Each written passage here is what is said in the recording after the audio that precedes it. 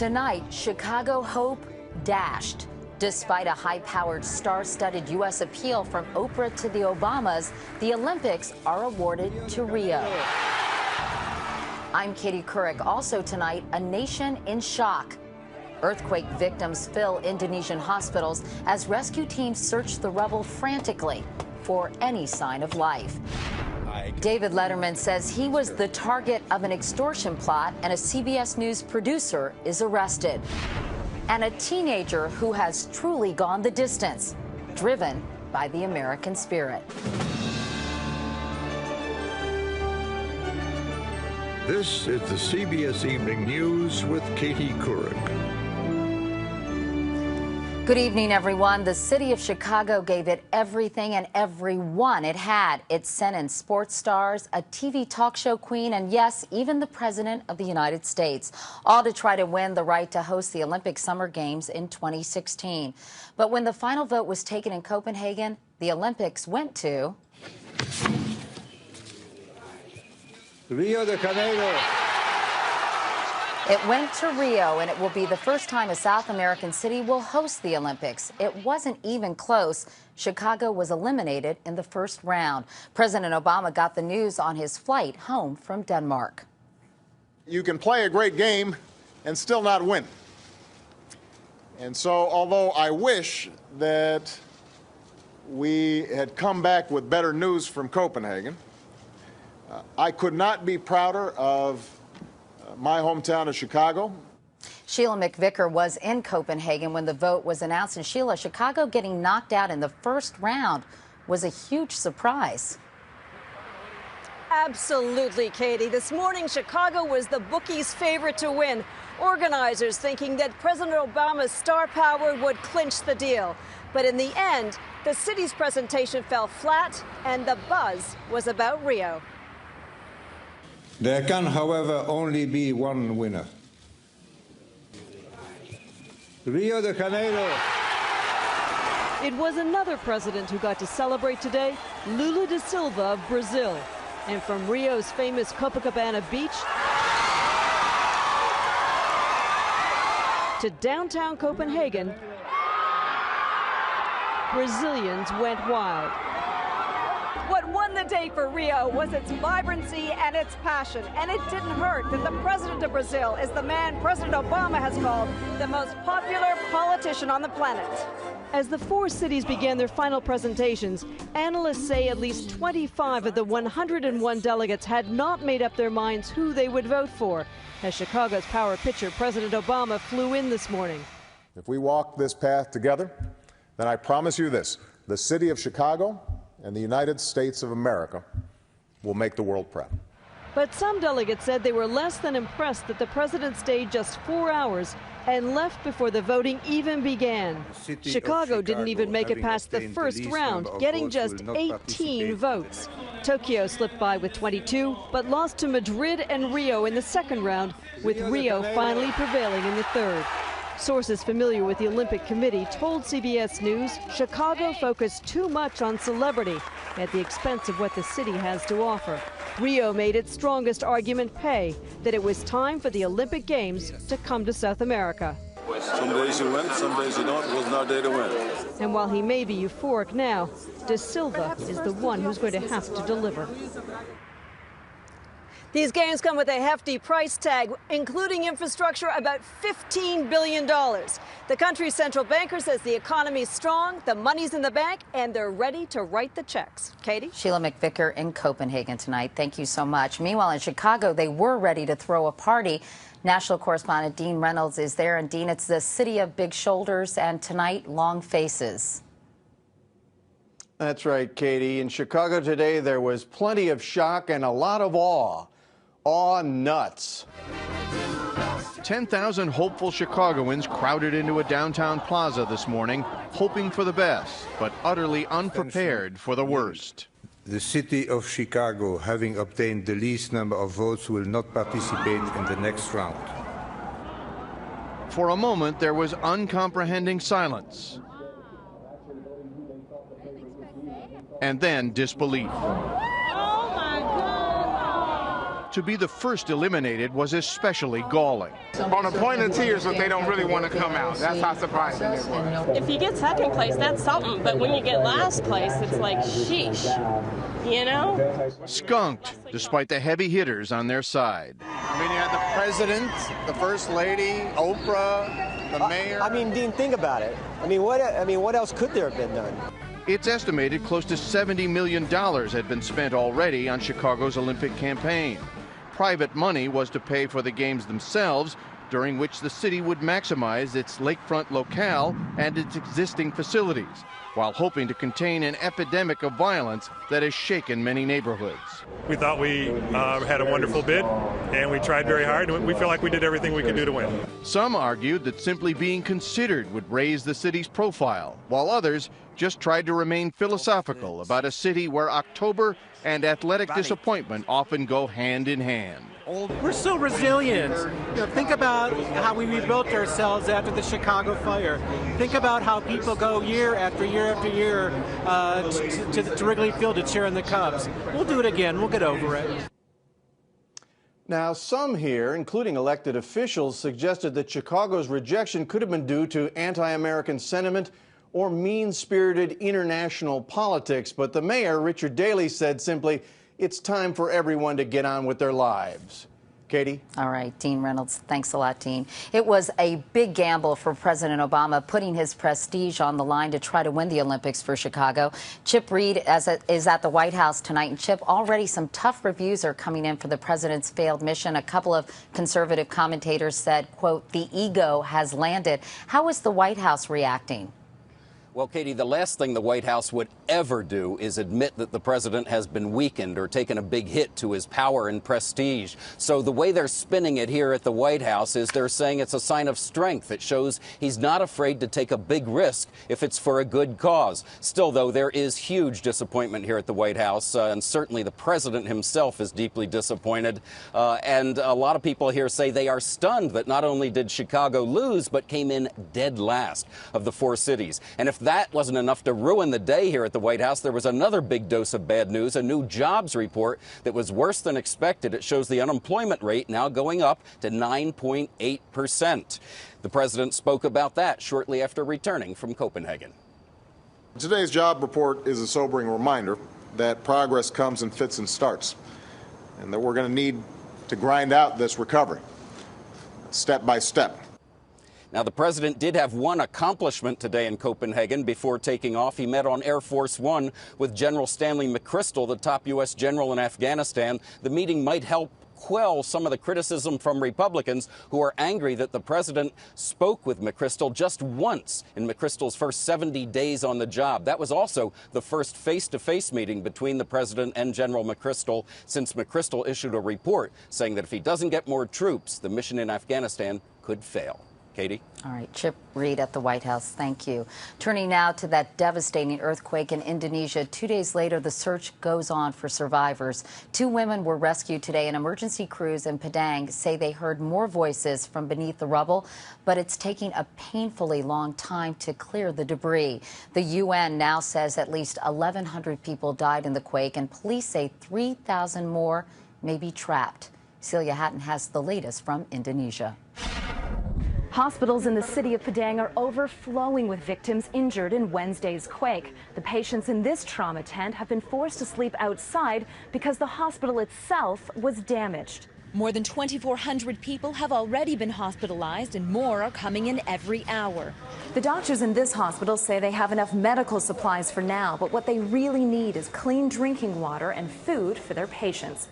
As medical facilities fill up, emergency crews are racing against time to find more survivors. This 19-year-old student was freed some 40 hours after being buried alive. 8 hours after that, a teacher was pulled from the rubble of their destroyed college. Others haven't been so lucky. Here, a mother searches for her missing son. I kept hearing in my ears that he was calling me. This hotel owner was forced to run as his business collapsed around him. Several guests were trapped on the upper floors, where the sounds of victims could be heard right after the quake. They have since fallen silent and are presumed dead. No more voice, no more screaming, Officials admit they're not sure how many people are buried in Padang's collapsed buildings. There's a lack of heavy machinery at the damaged sites, so rescue workers are using metal cutters, sniffer dogs, and in many cases their own bare hands to find anyone who might still be alive. There was hope that some victims buried amid this devastated hotel might make it out safely. As many as 100 were feared trapped here. Rescue workers detected signs of life but have been unable to get to them under the debris. New amateur video taken immediately following the quake shows stunned survivors being helped from the flattened building where they attended a karate class. But they emerged into a city where food, water, and other essentials are in desperately short supply. After days of heavy rain, the sun finally emerged over Padang today, but parts of the city smelled of death as bodies began decomposing in the tropical heat. Celia Hatton, CBS News, Padang, Indonesia. Back in this country, it was a TV event like none we had ever seen before. David Letterman asking his audience last night if they'd like to hear a story, and did he ever tell them one? A story of how he became the target of an extortion plot allegedly perpetrated by a CBS News producer. Jeff Glor is at the Ed Sullivan Theater here in New York. Jeff, what's the latest? Kate, the latest is that this afternoon prosecutors said they will seek a harsh punishment in this case, what could land that producer up to 15 years in prison after what prosecutors say was a series of desperate and dangerous acts. The stunning announcement came 15 minutes into the taping of last night's show. I just want to reiterate how terrifying this moment is. Today, 51-year-old Robert Joe Halderman was arraigned on charges of first-degree attempted grand larceny. The only words he uttered inside court, not guilty, when asked to enter a plea. New York will not tolerate the coercion or extortion of anyone, be the victim rich or poor, famous or anonymous. Halderman is a 27-year CBS News veteran, an Emmy award-winning producer for the program 48 Hours Mystery. Prosecutors say he waited outside Letterman's Manhattan home at 6 a.m. on September 9th and left a package in the backseat of Letterman's car. Details Letterman described to a surprised audience. And there's a letter in the package, and it says that I know that you do some terrible, terrible things, and I can prove that you do these terrible things. And sure enough, contained in the package was stuff to prove that I do terrible things. Authorities say Halderman wrote that he needed to make a large chunk of money. Referencing Letterman's beautiful and loving son and great professional success, he allegedly threatened to write a screenplay revealing Letterman's affairs with female staffers, saying the host's, quote, world is about to collapse around him unless Halderman was paid $2 million. Halderman had had a relationship with a woman who worked for the Late Show host. And the creepy stuff was that I have had sex with women who work for me on this show. Now, my response to that is, yes, I have. I have had sex with women who work on this show. And would it be embarrassing if it were made public? Perhaps it would. Perhaps it would, especially for the women. Letterman contacted his attorney, who met with Halderman at a hotel in New York on September 15th. After consulting with authorities, the attorney met again on September 23rd, this time wearing a wire. In a final meeting with Halderman on September 30th, also recorded, prosecutors say Letterman's attorney gave Halderman a phony $2 million check, which Halderman allegedly deposited the next day. He was arrested yesterday afternoon outside the CBS Broadcast Center. Late today, he was released on bond. His attorney says his client will fight the charges. This story is far more complicated than what you heard this afternoon. I need to certainly protect my family. I need to protect myself, hope to protect my job. Letterman says for now he'll have nothing further to say about this case.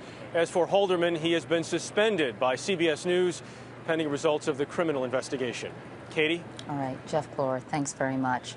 And coming up next here on the CBS Evening News, the unemployment rate continues to rise, but at some companies, it's actually help wanted.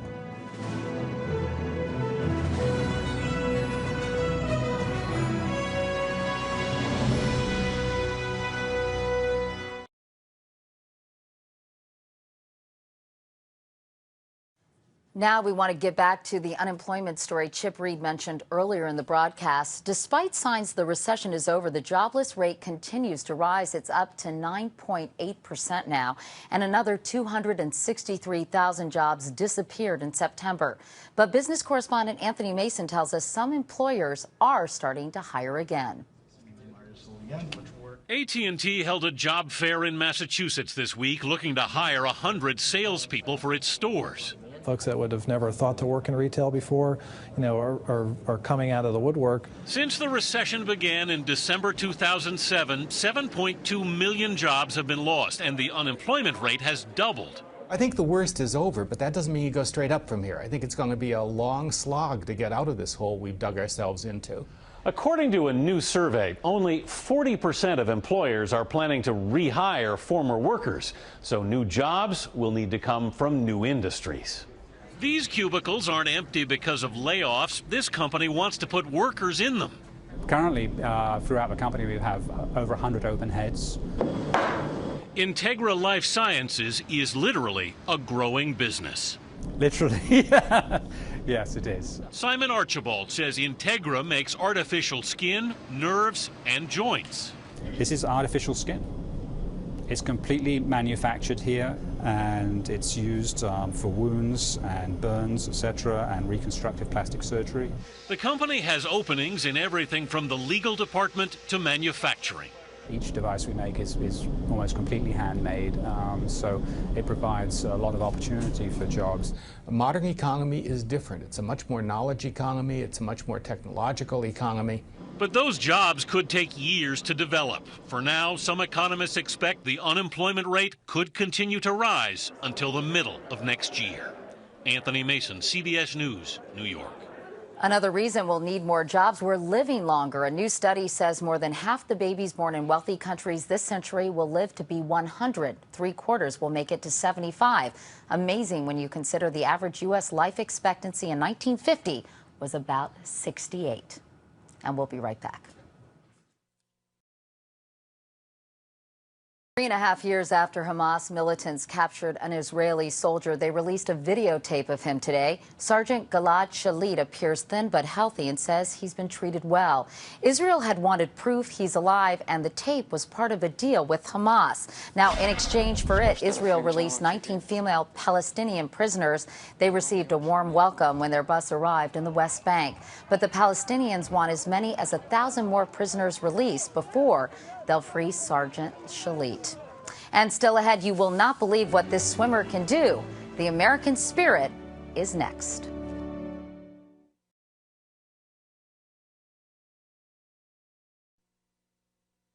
And finally tonight, America has a heart, a soul, and a spirit like no other nation on earth. We've decided to celebrate that spirit and people who embody it in stories that will end our broadcast Wednesdays and Fridays. We begin tonight with Richard Schlesinger and a teenager who's beating the odds with his American spirit. It's a rare quiet moment at the Heider's house in Green Bay, Wisconsin for Lynn, Jim, Brennan, and Jonathan. The boys were born with severe birth defects, which is both the point and beside the point of this story. I think a lot of people see what's missing and not what's there. They are disabled, but still able to do what most teenagers do, indulge their passions.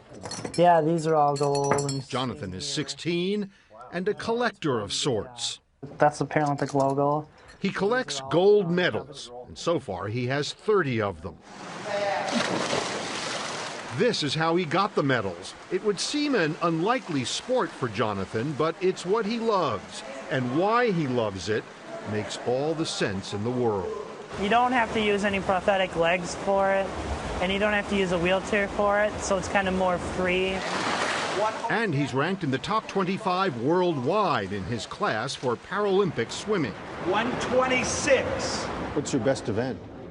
Probably more of a distance thing, like a 200 freestyle. And yes, people have told him he shouldn't do this. He should be careful. He might get hurt, physically or emotionally.